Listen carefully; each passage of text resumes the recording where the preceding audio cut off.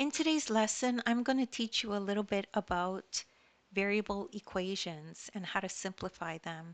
So if we have a problem like this that says simplify the expression, and this is the expression we have, 3 times bracket 1 plus 2g. This just means that 3 multiplies that whole bracket. So we apply the distributive property. So 3 will multiply into the entire bracket.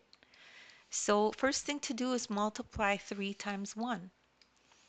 So let's put that in. So that equals 3 times 1. Now we'll do the next part. Next part is multiply 3 times this term.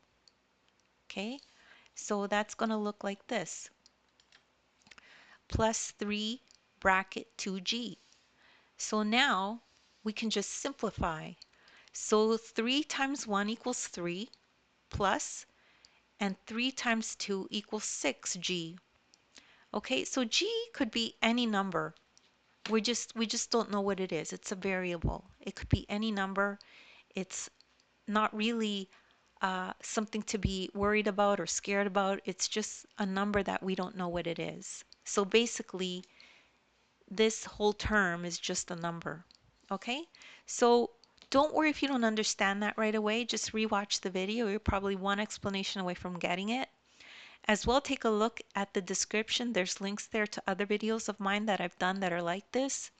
Also, you could download the ebook. In the ebook, there's a link to this exact lesson.